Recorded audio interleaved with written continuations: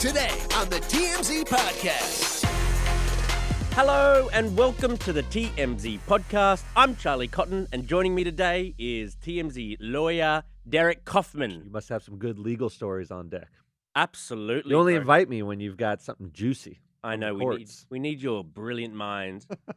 Or my mind, whatever it is. I don't know if my brain looks like Kim Kardashian's brain scan. We'll see. I think you were the only person who said yes this morning. So, Alec Baldwin got into a heated confrontation with pro-Palestinian protesters. It was all caught on video, and I don't know why this guy puts himself in these sort of situations. Like, I'd steer clear, but it's pretty interesting video. We'll talk about Guy Fieri. He is refusing to leave his kids any money unless they fulfill one condition, or two conditions, really. Best story of the day. We'll get into it. Massive backlash against Miss France, because this Miss France got something a little different, something you haven't seen in 100 years, and so now people are outraged. But to begin with, Jonathan Majors. The verdict is in. He is guilty of harassment and reckless assault in the third degree, and immediately following the verdict, minutes or seconds afterwards, Disney, Marvel dropped him. Yeah, so 3 days of deliberations in his big, lawsuit about whether he assaulted his girlfriend. We've seen videos, we've heard audio of him sort of saying, I'm a pretty great guy, and if you're going to date me, you got to be a Michelle Obama type. You got to be a Michelle Obama type. So a lot of stuff has been sort of an embarrassing episode for him as this trial has sort of played out in court. 3 days of deliberations. I'll tell you what a lawyer feels when you see a deliberation go several days. You think something is cooking in there. So a quick verdict is one way or another. You think this guy will be fully acquitted or fully guilty if they're in there for a short period of time. 3 days, you usually think, they're going to sort of divide the baby in some way. And we did. We got a split verdict. He was guilty on those 2 counts. He was acquitted on 2 other charges. So it's a split verdict, which is some good news for him. But any guilty verdict in this kind of case is horrendous news for his career. And it showed immediately in the aftermath of this. A rep from, Marvel said, we're done with this. Right. And that's huge news because he was positioned to be the Thanos of this next stage of Marvel. And yes, superhero movies are in a bit of a lull. They're not doing what they used to do with the Avengers and Infinity War. It's not as big, but it's still a huge $1 billion sort of franchise. And they had built him as the villain. He was now it's done. He was Kang. He was Kang. Kang the Destroyer. And he did a great job. I mean, objectively as an actor, he's incredible. Yeah, he was definitely on the rise. Like, he was already a big star, but he could have been A-grade star. He was in like ads for the US Navy or military or something like that. Like, he was a huge guy. And so when this, incident happened, everyone was waiting to see, like, one way or another, guilt, he'd lose everything; innocent, he'd keep anything. And the fact that they got him on one charge, it started at 8 charges. Originally, when he was charged, it was 8 different separate counts. Yeah. 4 they dropped before the even trial started, so they had 4 left. And one of them he was then found guilty of. So then headlines around the world say Jonathan Majors guilty and he's out. I'm amazed that he didn't try for a plea deal. And I don't know if this was on his counsel, whether they were, gassing him up and saying, we've got a great case. Look, she went and partied at the bar. You could barely see her injured. We're going to win this. This will all be behind you, and we're going to fight this in court. I think it was a risky maneuver, right? Because you have a sort of domestic violence situation where he assaulted a woman or allegedly assaulted a woman, although now he's been convicted. And that's just dicey to play out in public when his career was poised for a huge breakout. He's not Johnny Depp. Everyone has sort of wanted to compare this to, you can win it all and have your career back like Johnny Depp, but Johnny Depp was almost too big to ever fail, and that case was messy, and he ends up winning that case, and he's sort of surfaced again in public, although I don't think he's reclaimed his entire career. Right. I think a guy like Jonathan Majors was sitting in the catbird seat, but he could either be snuffed out or he could rise to being the next, Denzel Washington, the next Johnny Depp, the next anything. It was right there for the taking. And by playing this out in court, you had the embarrassing audio. The court of public opinion is not the court of law. He may not serve a day. He may appeal this. It was kind of a messy trial. There are going to be grounds for appeal. He may not actually go to jail. But he's lost. He's lost. He's lost. I mean, the court of public opinion doesn't answer to anyone. What a fall from grace, man. It is incredible. And he's extremely talented. I want to sort of emphasize that. I saw him in Creed. He acts so good. Michael B. Jordan off the screen. And that's Michael B. Jordan's sort of franchise. So if he wins an appeal, hypothetically, Disney and Marvel stuff still gone? I don't know. That's the other thing. Hollywood's kind of fickle, and I think that we haven't heard this directly from Disney. We've heard sort of reports that Marvel dropped him, and they're trying to keep a remove. I don't think anything has been sort of so official yet because they're seeing if this may blow over. I think they have a lot invested in this guy, and if the news cycle is very quick and everyone was sort of like, "Hey, this guy got a raw deal. Let's see what happens." They want to see the royalings, and then they could maybe pivot back towards him quietly. I think personally, it's over. It was so swift. Like they had it ready to like send to. It was crazy. I don't see him swimming back from this. Do you think Megan Good will stand by his side? That's an interesting question. She has during the entire trial, and embarrassing things have come out. I think she is sort of in his corner. She thinks, obviously he's gotten some sort of raw deal. She's been very, very supportive and public facing.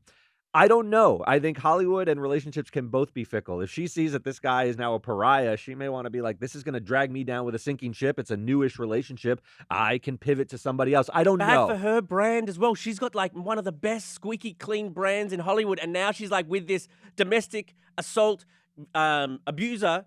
And I never understood. He might go to prison for up to a year. So if he potentially went to prison for 10 months, is Megan Good there, like, at the prison? She's going to stand by her man. Is she holding the telephone between the glass saying, "Hi, I miss you"? Like, really? You've only been dating for a couple months. I'm with you. I never quite understood the relationship. Look, you like who you like, and maybe they hit it off personally. We don't know what happens sort of behind closed doors, how much of a connection they have. But you're right. Megan Good has this squeaky clean image, and she shared some of that goodwill that she has with the public with someone who needed it, you know? And he took it, and what that does is subtract from her ledger, right? Yes. It's like all of a sudden she's someone who backs someone who is potentially poor awful. judgment. Shows poor judgment, maybe. I don't know. Like, why? It's such a weird time to start a new relationship. And now, like, she was also betting it all on the fact that he'd be innocent. But now that he's guilty, it's just like, what a strange time to come into someone's life. I mean, we're analyzing their relationship as if it's a business deal, though. Was this good for her career? Was it good for his career?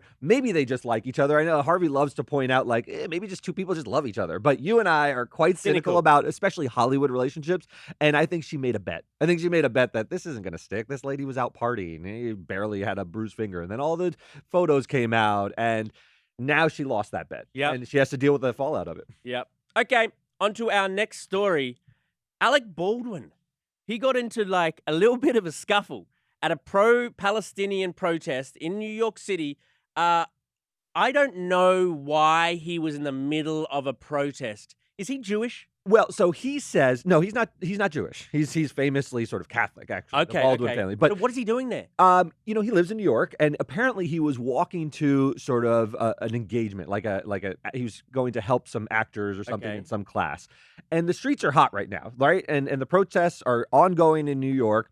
And I think when you spot a celebrity, you just give it to them. You want to get a moment. I mean, you're a paparazzi. I'm not saying you goad celebrities, but this protester knew that I had a celebrity. I could have a moment where he's either going to condemn Israel or get fiery about it, and I'm going to get some more sort of play out of this. And I think Alec Baldwin has two modes.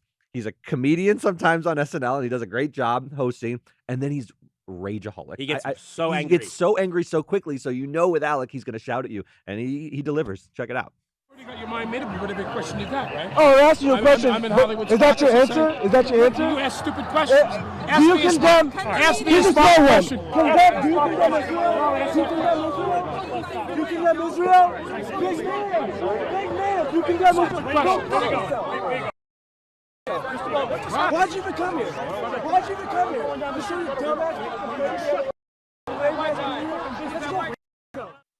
Yeah, I mean, he had to be whisked away by police because, I mean, it could have got ugly. Apparently one protester even shouted it at him, "You did kill someone though, right? You're a murderer." Like, so this is... They're trying to egg him on. Right. I mean, him being potentially recharged for the killing of the cinematographer on the set of Rust has nothing to do with the protests in Israel and Hamas. But he's easily...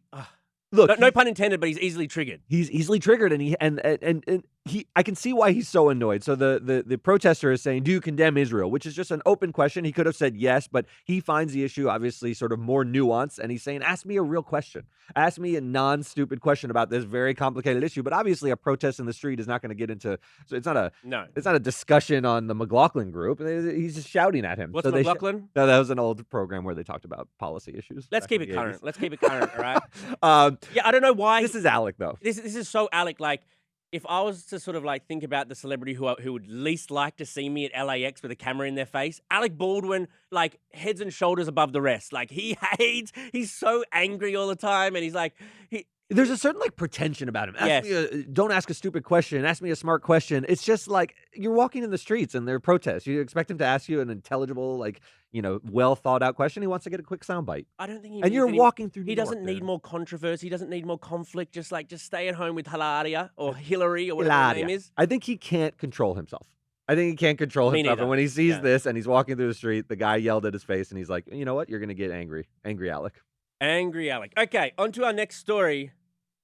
Guy Fieri is refusing to leave his sons any money in the will unless they get 2 university degrees. So he invoked Shaq. You know what that means, right? That means an undergraduate and a postgraduate. You sort of stopped after the undergraduate, but I went on. Actually, I've got a master's of media. Oh, you do have a postgraduate degree. Yes. Oh, congratulations. Undergraduate in philosophy and anthropology, masters of media. I didn't even know that. I'm a the lot way you talk smarter. about college in that room wouldn't indicate that you stuck around. That's for the more. genius of me, man. That's the genius. I'm just a brand. It's just a brand. I'm actually a genius.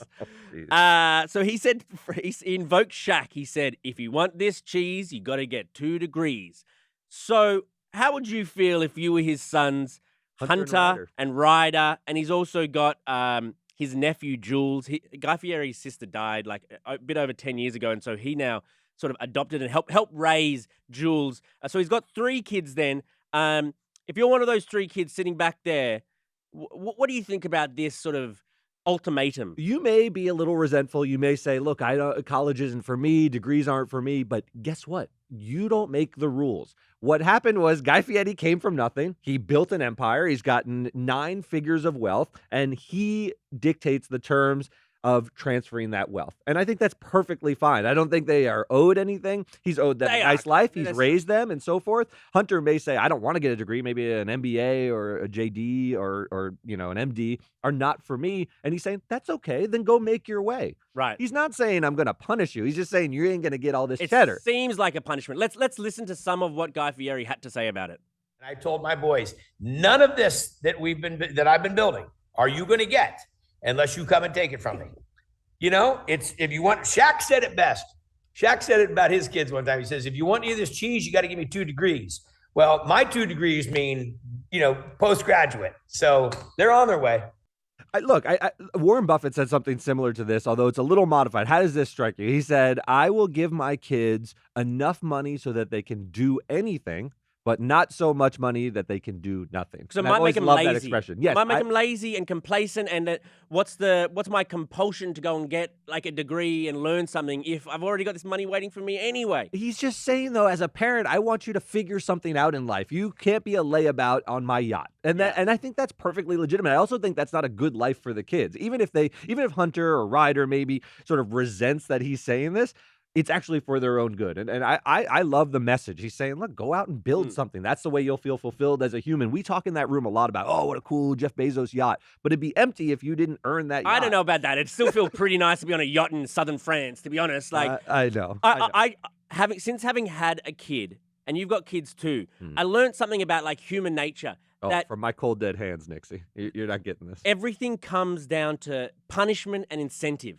The only way I'll get Peach to do anything is by offering a reward or like threatening a punishment.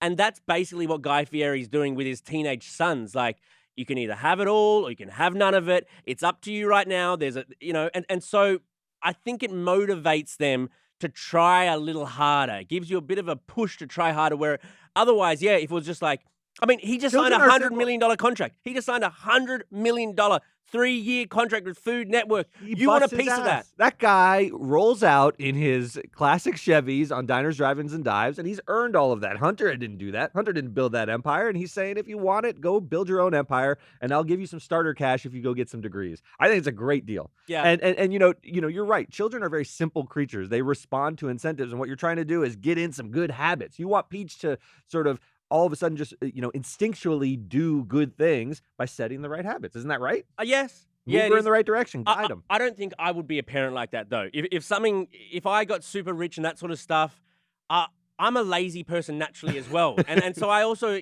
don't mind laziness in other, as long as like you live happy. I think life is about happiness. Yes. And if you can live happy and lazy, I think that's the best combo. That's a fair point. If a person is intrinsically happy being lazy, like Dick Van Dyke said, I just wanted to be lazy, like maybe you can give them that kind of happiness, but sometimes that feels a little empty and you want to be productive. Okay, on to our final story.